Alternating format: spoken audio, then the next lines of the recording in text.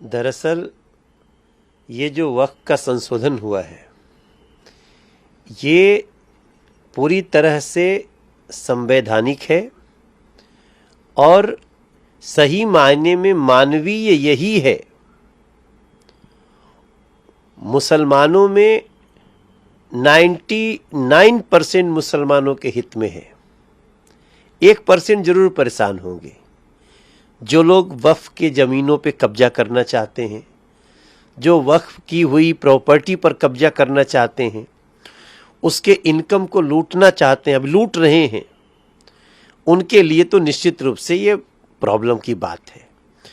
तो ये वक्फ का जो संशोधन हुआ है ये 99% मुसलमान को, जो गरीब हैं, जो अनाथ हैं, उनके जिनके यतीमों के बच्चे हैं, सही में उनके लिए ये बहुत बड़ा उपहार दिया है मोदी जी ने।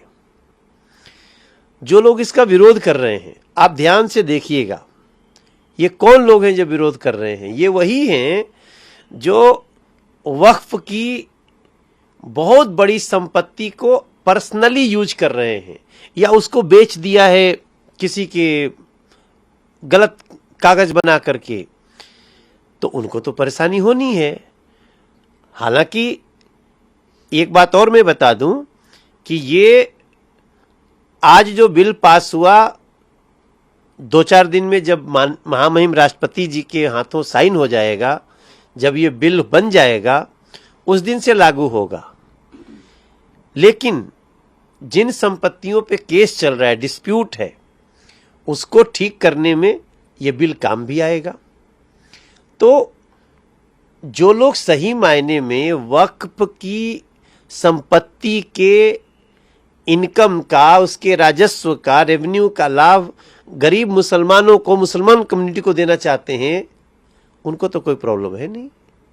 प्रॉब्लम उनको है जो लोग वक्फ की संपत्ति को पर्सनली हड़पने में लगे। इसी पर महबूब डाल रहे किसी के घर पर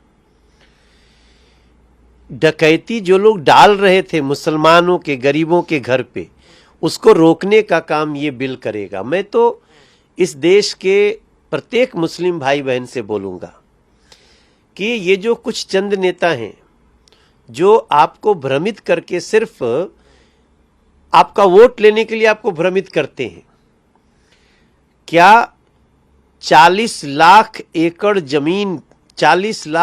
जमीन जो वक्फ के पास है, उससे केवल 163 करोड़ सालाना इनकम होगा?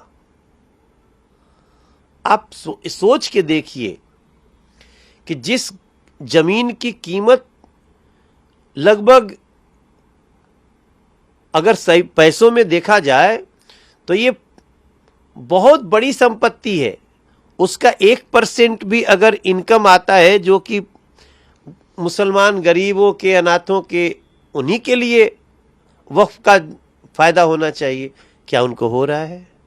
क्या कहीं उनके लिए मदरसे बनाए वक्फ ने? क्या उनके लिए कहीं स्किल सेंटर बनाए वक्फ ने? क्या विधवाओं को, बच्चों को सहायता देने के लिए? वक्फ बोर्ड ये काम जो असली करना था उसको कर ही नहीं रहा था। और फिर आपको एक बात बोलूं जो मैं बार बार सबको समझाने की कोशिश कर रहा हूं, वक्फ की हुई संपत्ति का जो रेवेन्यू देख रहा है, नियम से काम हो रहा है कि नहीं, उसका नाम है वक्फ बोर्ड। वक्फ और वक्फ बोर्ड में बहुत, दोनों में अंतर है। हम वक्फ बोर्ड कैसे चले, कैसे न्याय करे, जो रेवेन्यू है वो जिसका दान आया, उस दान सही आया कि नहीं। ऐसा तो नहीं हो सकते कि मनोज तिवारी किसी और का संपत्ति लेके दान कर देंगे। दान तो वही होगा ना जो हमारा होगा, हम करेंगे। तो यहाँ बहुत सारी ऐसी संपत्तियों पे अधिकार जता दिया गया।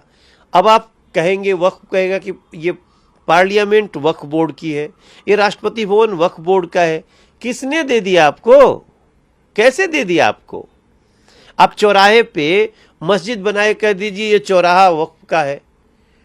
तो जो सही इस्लामिक स्कॉलर है उनको पता है कि हम मस्जिद भी जहां बनाएंगे जहां वहीं बनना चाहिए जो जमीन हमारी हो या हमारे को दान उसने दिया है जिसकी जमीन हो। सरकार की जमीन दान कर दोगे किसी को। इसलिए इस वक्फ बोर्ड के संशोधन को 11,000 मुसलमान परिवारों का कंप्लेन है इसके खिलाफ, आउट ऑफ 40,000। हिंदुओं का भी है, क्रिश्चियंस का भी है, और भी कई धर्म के लोगों का है। उनको न्याय क्यों नहीं मिलना चाहिए?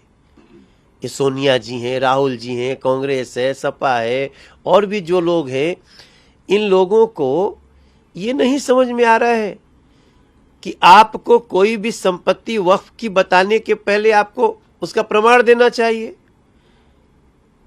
आप किसी भी व्यक्ति के घर को, मकान को, खेत को कह दोगे ये तो वक्फ को है, कब दिया? अरे 1500-700 साल पहले आपके दादा परदादा ने देकर से चले गए। ऐसे होता है क्या? ये न्याय है क्या? इसको दूर करने का काम वक्फ बोर्ड के इस संशोधन ने किया है। और हम ये भी आपको बता दें कि किसी के मदरसे में, किसी के मस्जिद से इस बिल का कोई लेना देना नहीं।